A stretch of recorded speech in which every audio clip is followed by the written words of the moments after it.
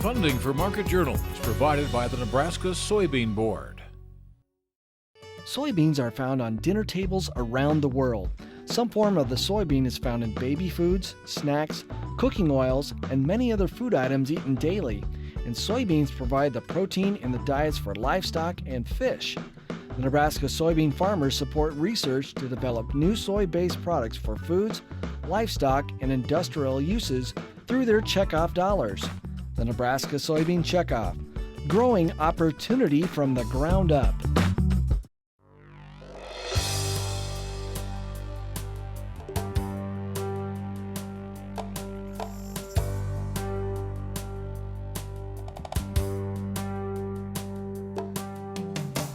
Market Journal, television for agricultural business decisions, is a presentation of the University of Nebraska-Lincoln's Institute of Agriculture and Natural Resources.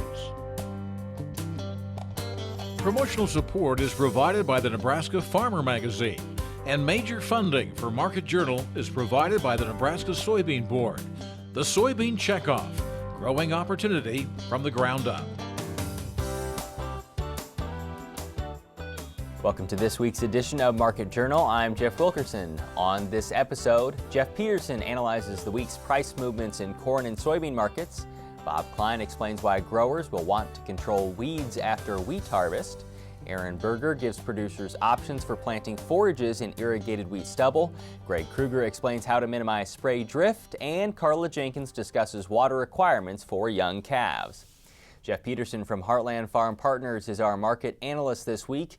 The USDA's July crop report maintains the agency's expectations of large crops come harvest. It's forecasting record yields in corn and a record production in soybeans. Monday's crop progress report showed the highest percentage of corn in good to excellent conditions during the month of July since 2004, and the best soybean conditions in July since 1994. Jeff joined us Friday morning to analyze how markets have reacted to the latest numbers. The USDA is seeing exceptional crop conditions across the country. What's your sense of how crops look around this region? You know, as you look at Nebraska, I'd say south of I-80, if they hasn't got hit by a storm, really looks pretty good. However, as you move into northeast Nebraska, it just depends on whether or not the storms hit you or not. If the storms didn't hit you, corn and beans are off to a very good start. But if you got hit by them, you know, it doesn't look so good. But I still think it's good enough to still come in alignment with what USDA is thinking on yields. Right, and in its July crop report, it's seeing record yields still in corn, and it bumped up soybean production. Are you guys in line with those thoughts? You know, we are. Even though conditions are not perfect all across the U.S., I think they're good enough. As a matter of fact, we're taking our corn yield, you know, USDA's 165.3. We're actually moving our yield towards 170. We're not quite there yet, but that's where we're headed. And on soybeans are a 45.2. I think there's probably another bushel higher in that yet. I think you could very likely see 46.2 or 46.5 yet with the conditions we have. All right, with these things being said, the markets are drastically different from the last time we've talked, and farmers are probably wondering now, is there a chance I can get a bounce back in either market? Yeah, there is, and that's kind of what we're seeing right now. When the report came out last Friday, on the 11th, what we ended up seeing is the funds ended up putting in a bottom on the beans. We went down to 1065 and we've bounced back up higher since then. Corn, you know, we continued a little bit lower out to July 15th and then put in a low, and then we've bounced higher from there. If we continue to get some heat, we'll see a little bit more of a bounce. But Jeff, if we don't get some more heat, and if that forecast changes, then we'll see prices continue to grind lower. Specifically heat to the east and not necessarily heat here? Well, that'd be the thing, because I know we've got heat in the forecast here, but what we'd have to see is we'd have to see more heat than that. We'd have to see that heat intensify at that level we're talking about for Nebraska, keep it here longer, and then move it further east. Tell me where the fund positions are right now. Yeah, the funds right now, surprisingly, they're still long about 70,000 contracts of corn. They're short about 12,000 on the bean side, and they're short about 50,000 contracts on the wheat side. So did that come into play when we saw continued unrest in Ukraine and tension and disaster there? Wheat sort of got a little ride from that. Is that sort of playing in as well? Yeah, it did, exactly. So as soon as there was thoughts of uncertainty that was happening about that Malaysian flight and what's happening over there in Ukraine, that definitely, you had the funds come back in and start buying back their short positions. And that's what gave us a bounce in wheat, and that's why we didn't see the same strength in corn and beans. Where do you see corn and beans bottoming out? Yeah, and then we get that asked question all the time, to us, and we're really, our target right now, 371 is what we're looking at on corn, and we believe $10 is very possible on beans. If conditions continue as they are, maybe get a little bit better, a little more moisture, you could see prices go below that, but that's our current targets. When do you think that happens in beans? Is it during the U.S. harvest, or is it when we still look to Brazil and think about whether or not they'll have another record harvest? Yeah, and that's a great point, and I'm glad you really brought that up. I think the numbers that we've laid out there, and particularly focusing on soybeans, that would still be for the U.S. side. If for some reason we would see a big crop in South America, which it sounds like it could be, we don't know. We'll have to see how what they get planted. But if they get a big crop, I think you could end up seeing prices lower. It could be 50 cents lower than that if they have a big crop. The prices you're talking about now, and the guys you work with specifically, does that threaten break-evens? Are we close? Are we above? Are we below? Yeah, that's what's very concerning here, Jeff, is as we evaluate break-even numbers, even for guys who have made some good sales, we are way below break-even levels on price. August crop report expectations? Yeah, as we look at the August crop, what we have to realize is that this will be the first survey based, where actually you've got USDA officials, NASA officials out in the fields looking at estimates. I think we'll see them bring yields up. I wouldn't be surprised to see us raise the corn yield a couple. They won't go all the way to 170. Maybe bring it up a couple bushels on corn and bring it up a half to 3/4 bushel on beans, I think is possible. Next week, Elaine Cubb will give us her thoughts on corn and soybean markets. UNL and USDA researchers announced this week results from a study on the cattle feed additive Zilmax. The research showed no noticeable detrimental effects from Zilmax on the animal's health or well-being. Merck Animal Health, the maker of Zilmax, temporarily suspended sales of the product last year over concerns it might cause lameness in cattle. Nebraska's wheat farmers had harvested 31% of their crop as of the latest USDA crop progress report. That's 9 points behind the state's 5-year average. Those growers can now be focusing on controlling any weeds appearing in those fields, according to UNL Extension cropping system specialist Bob Klein. We talked with Bob Monday near North Platte, an area of the state that has been drier than normal over the past few seasons. Well, the last couple years we've really been dry in this area, and we were pretty dry until later part of May, and then later part of May and June we were pretty well blessed with some good rainfalls, and that really helped our wheat crops this year. Before that it looked like we wouldn't even have much of a wheat crop in this area in 2014. Has the moisture also been benefiting some of the problems in wheat now, such as weeds? Yes, really benefited the weeds. And a lot of the stands weren't too thick this year because of the limited moisture we had last fall for germination and then for tillering and so forth.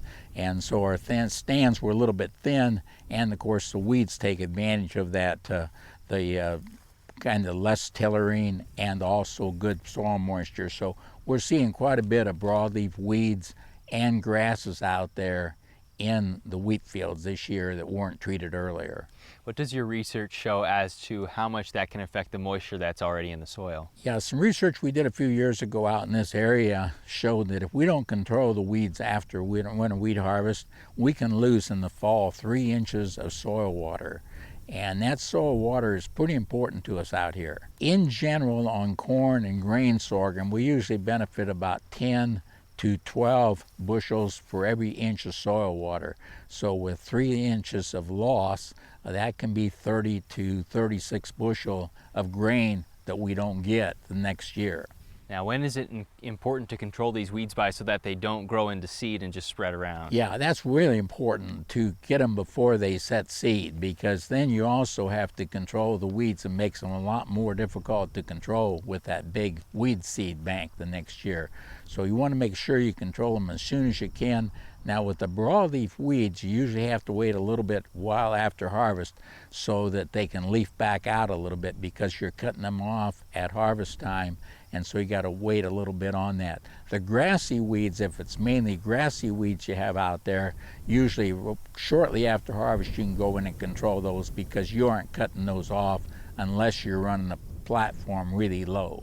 How do your treatment options differ depending on what you're going to plant into that field next? Yeah, well, one of the things, if we're going to use corn or grain sorghum in the fall, we'll put on some atrazine. If we're going to sunflowers and so forth, we can't use atrazine on some of those kinds of crops. But we don't want to put that atrazine on until we cool off in September because it breaks down really fast. I know some work that we did a few years ago, 3 pounds of atrazine in mid-July actually didn't last as good as 1 pound in the middle of September. And so we just, at this time, we go in and use burned down herbicides or growth regulators, glyphosate plus 2,4-D and Banville to control those broadleaf weeds. The glyphosate, of course, will take care of the grassy weeds. Finally, even when you're not talking about a heavy soybean rotation, are you still seeing some resistance to glyphosate, and even without that, resistance to other chemicals? Yeah, when we look at kochia, we've got glyphosate resistance in here. There's a few other weeds that also have palmer amaranth and so forth that we're seeing glyphosate resistance. Another thing on our kochia, we actually saw some ALS resistance and so forth. So we got to make sure we put the right herbicide programs together to control these weeds. And that's another reason why we want to control these weeds before they set seed this summer. And normally they start setting seed sometimes late July, early August. And so we want to make sure we get timely applications to control those.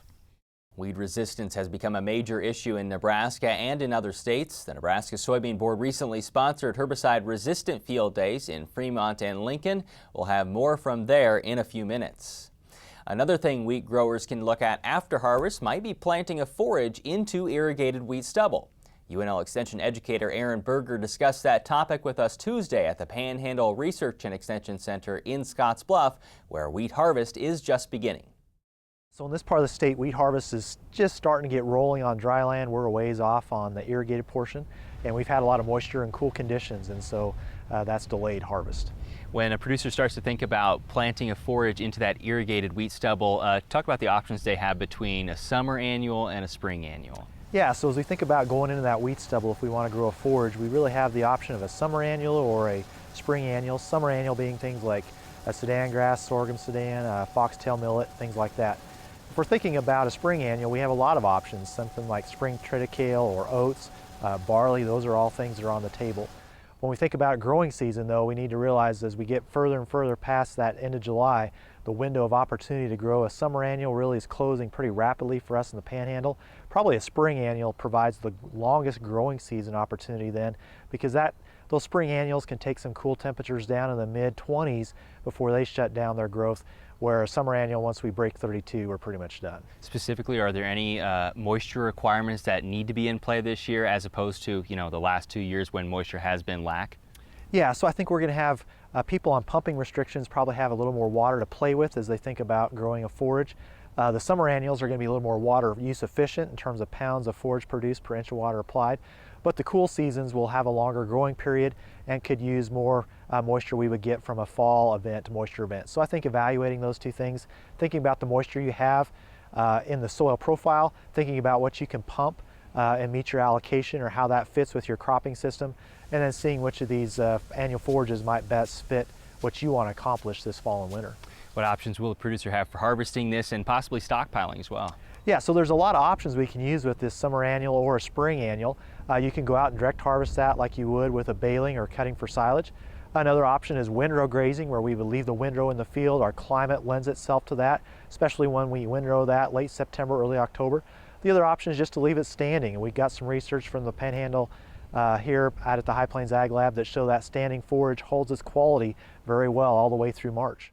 On the Market Journal website, we'll link to more information on planting forages into irrigated wheat stubble.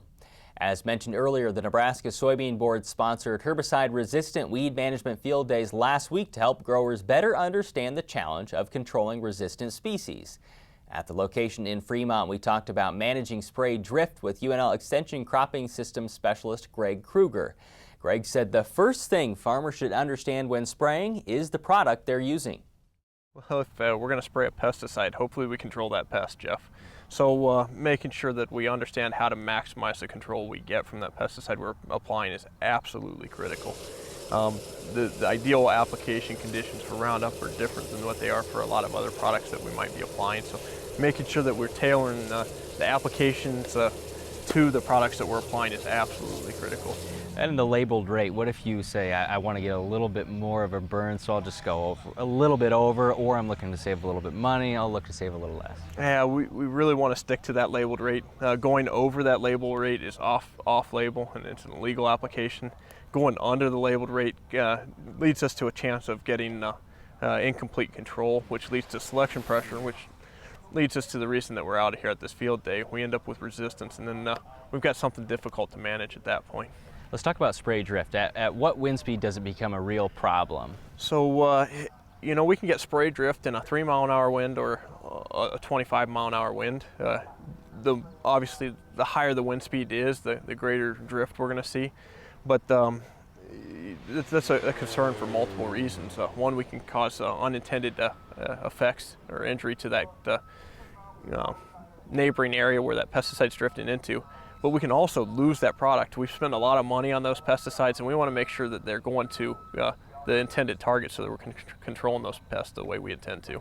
Does it lead at all to more resistance issues if you're not getting as much of the product on the wheat as necessary?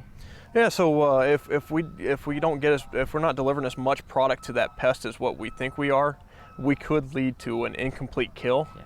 We don't see any selection pressure for resistance on a dead weed, but if we control that weed 90%, it sets seed. We killed some of the other neighboring plants. We've selected that plant that's more tolerant to that herbicide, and we could have more problems controlling that weed or pest the following season. So how can you get help from using your droplet size and different nozzles to sort of minimize that drift? So the first thing any pesticide applicator should do is pick up a label and read it.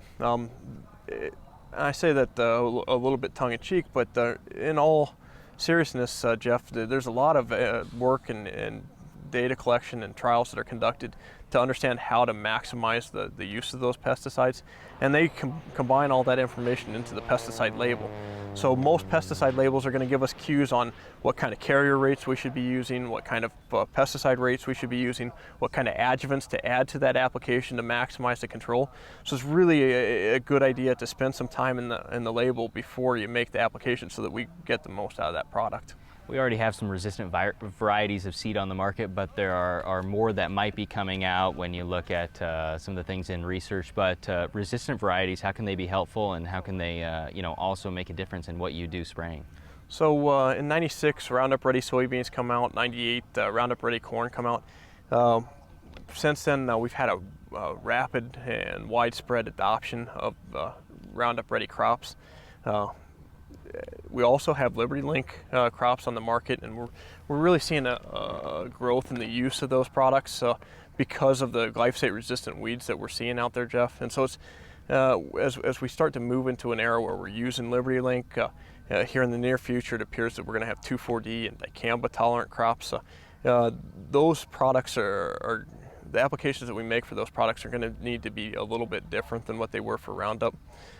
For Liberty Link systems, it's real important that we have good high carrier rates. The label calls for a minimum of 15 gallon per acre, so making sure that we do that, where a lot of our glyphosate applications are going out in 7.5 or 10 gallon per acre. We need that additional carrier rate to get the coverage, to get the product to work the way we want it to. As we move into 2,4-D and dicamba, off-target movement, spray drift is going to become a big issue, a big concern for our applicators. And making sure that we select the right nozzle types and stuff to maximize the performance of those products and minimize the off-target movement is going to be critical as we move into that era as well. We'll have more from the herbicide-resistant weed management field days in future episodes of Market Journal.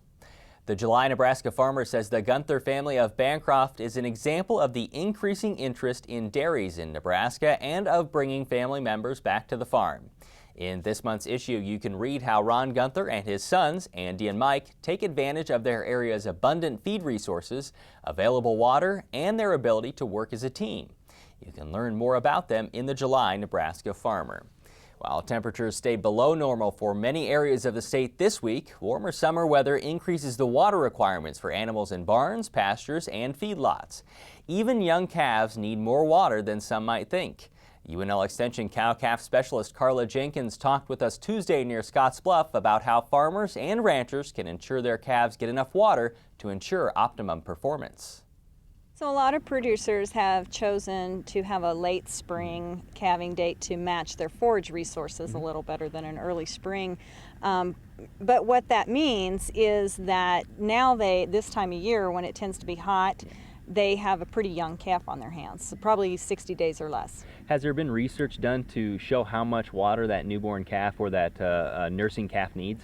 Not so much on the beef side of things, but in the dairy side of things, they've done quite a bit of research with the water requirements of that calf. And I think that there's some pretty good extrapolations that we can make to the beef calf because it also is a developing ruminant and is going to have a lot of those same needs. How important is that to get the daily water intake for the calf, and how much might it need? So calves that are still nursing the cow really do need quite a bit of water, and free choice water, in addition to the milk that they're getting from the cow. And a lot of people have the misconception that as long as they're nursing the cow, they're getting plenty of liquids. And on a 90 to 100 degree day, a small nursing calf could still require close to a gallon of free choice water in addition to what he's getting in the milk. What problems do you run into when you're watering those cows and calves in the same trough or in the same water tank when it gets really hot and the cattle might get there first? So the cows come in to water and they're thirsty and they drink the tank down pretty fast. If the tank is not banked up where the calf can reach the water or the edge of the tank, the calf may not get a chance to drink. If the cows come in and drink the tank down very quickly and the flow is restricted on that tank and it doesn't refill quickly, the cows may go out again and the calf may not get water that day. What repercussions do you run into there with how much water is in the calf's body, and then also how much they're willing to eat? So if the calf does not get the water that is required and it starts to dehydrate, you can really get into trouble with that calf. If the calf loses up to 14% of its body weight in water, it could die. And so sometimes that happens and producers aren't sure why they found a dead calf at the tank, not sure what really happened, and he very well could have dehydrated.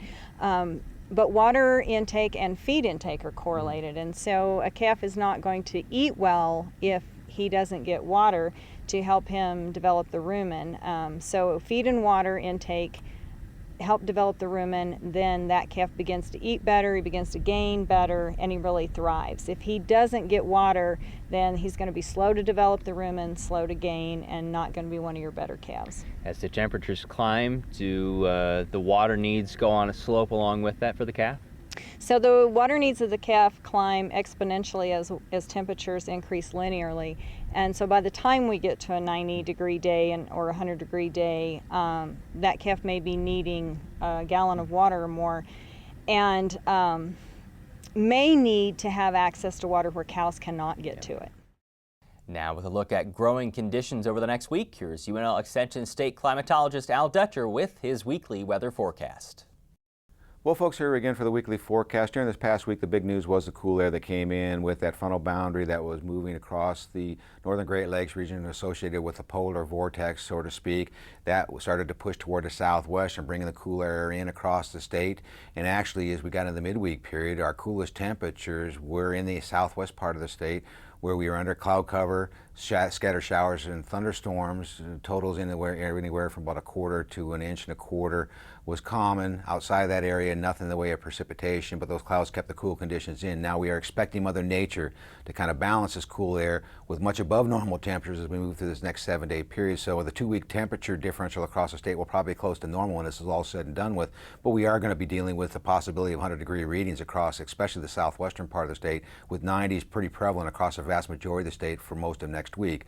Let's take a look at the upper air models and see how this will all play out. Here's the upper air trough that is slowly weakening, and we have a high pressure to our southwest. It's going to rapidly build into our region, so the warm air is going to gradually move across the state during this weekend. The warmest conditions today will be across the southwest. We will be into the 90s. There is a chance for some scattered thunderstorm activity across extreme northeast Nebraska during the overnight hours, and then as we go into tomorrow, we'll be looking at the high pressure system trying to build in, so we're going to boost our temperatures in the eastern part of the state by about 5 degrees, and we're still still going to keep a chance for an isolated thunderstorm statewide. Well, the best opportunity is probably going to be across northeast Nebraska.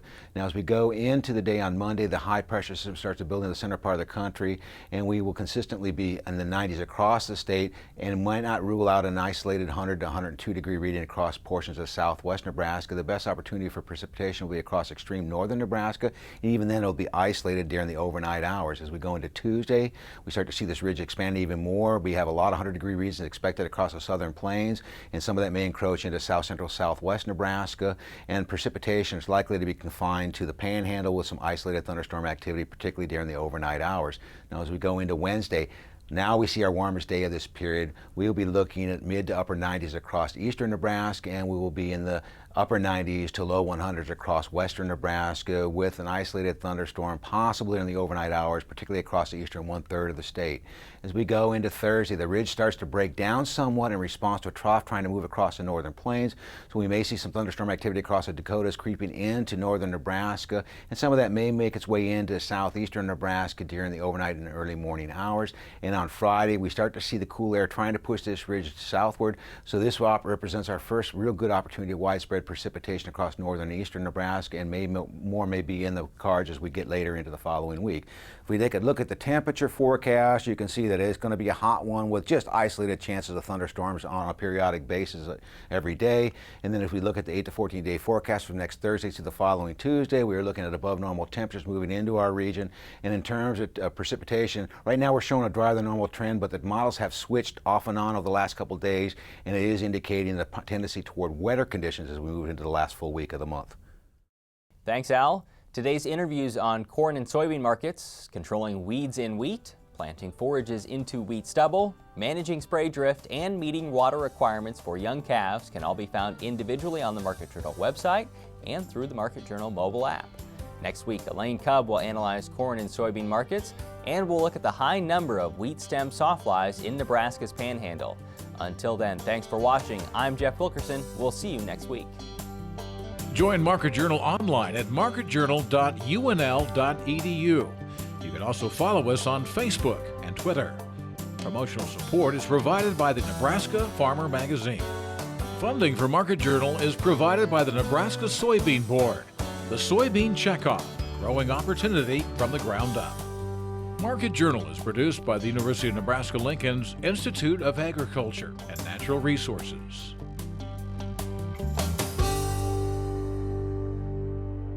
Funding for Market Journal is provided by the Nebraska Soybean Board. Whether it's spring planting, fall harvesting, or just a drive across the state, soy biodiesel helps a diesel-powered engine operate in a demanding job.